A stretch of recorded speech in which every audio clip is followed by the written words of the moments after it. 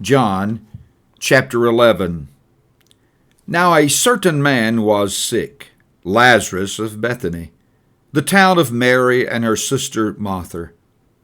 It was that Mary who anointed the Lord with fragrant oil and wiped his feet with her hair, whose brother Lazarus was sick. Therefore the sisters sent to him, saying, Lord, behold, he whom you love is sick.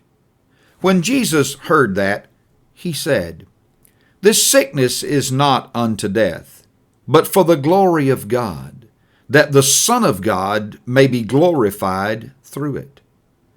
Now Jesus loved Martha and her sister and Lazarus. So when he heard that he was sick, he stayed 2 more days in the place where he was. Then after this he said to the disciples, Let us go to Judea again. The disciples said to him, Rabbi, lately the Jews sought to stone you, and are you going there again? Jesus answered, Are there not 12 hours in the day? If anyone walks in the day, he does not stumble, because he sees the light of this world.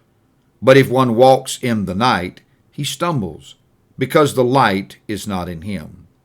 These things he said, and after that he said to them, Our friend Lazarus sleeps, but I go that I may wake him up. Then his disciples said, Lord, if he sleeps, he will get well. However, Jesus spoke of his death, but they thought that he was speaking about taking rest in sleep.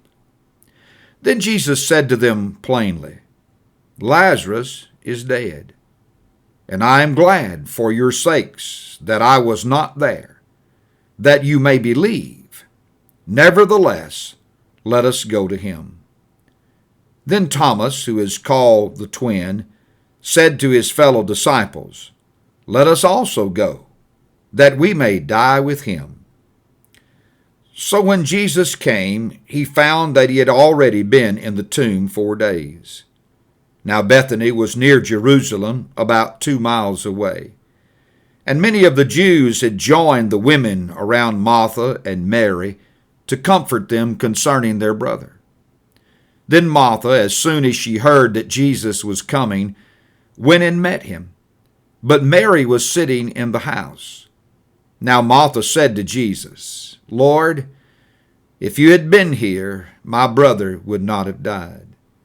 But even now I know that whatever you ask of God, God will give you. Jesus said to her, Your brother will rise again. Martha said to him, I know that he will rise again in the resurrection at the last day. Jesus said to her, I am the resurrection and the life. He who believes in me, though he may die, he shall live. And whoever lives and believes in me shall never die. Do you believe this? She said to him, Yes, Lord.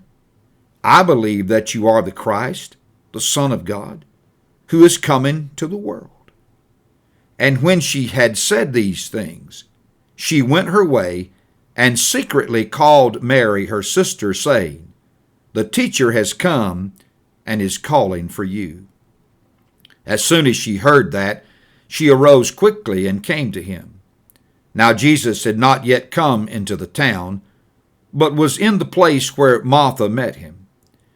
Then the Jews who were with her in the house and comforting her, when they saw that Mary rose up quickly and went out, followed her, saying, She is going to the tomb to weep there. Then when Mary came where Jesus was and saw him, she fell down at his feet, saying to him, Lord, if you had been here, my brother would not have died. Therefore, when Jesus saw her weeping, and the Jews who came with her weeping, he groaned in the spirit and was troubled, and he said, Where have you laid him? They said to him, Lord, come and see. Jesus wept. Then the Jews said, See how he loved him. And some of them said, Could not this man who opened the eyes of the blind also have kept this man from dying? Then Jesus, again groaning in himself, came to the tomb. It was a cave, and a stone lay against it. Jesus said, Take away the stone. Martha, the sister of him who was dead, said to him, Lord, by this time there is a stench, for he has been dead 4 days.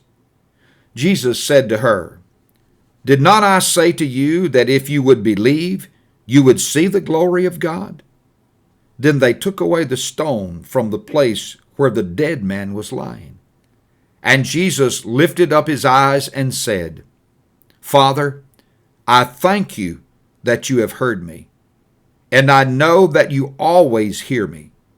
But because of the people who are standing by, I said this, that they may believe that you sent me. Now when he had said these things, he cried with a loud voice, Lazarus, come forth. And he who had died came out bound hand and foot with grave clothes, and his face was wrapped with a cloth. Jesus said to them, Loose him and let him go. Then many of the Jews who had come to Mary and had seen the things Jesus did believed in him. But some of them went away to the Pharisees and told them the things Jesus did. Then the chief priests and Pharisees gathered a council and said, What shall we do? For this man works many signs. If we let him alone like this, everyone will believe in him.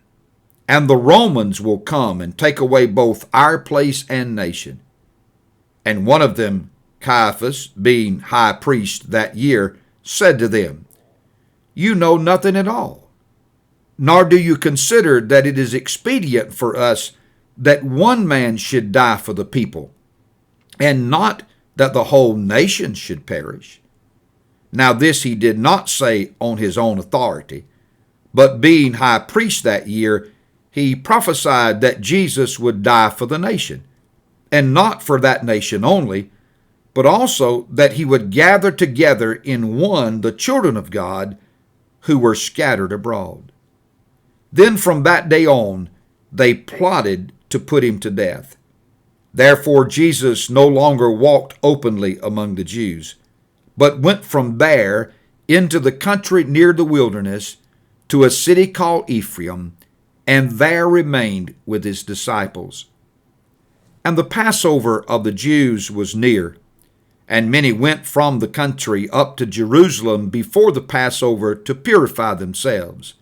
Then they sought Jesus, and spoke among themselves as they stood in the temple, What do you think? That he will not come to the feast? Now both the chief priests and the Pharisees had given a command that if anyone knew where he was, he should report it, that they might seize him.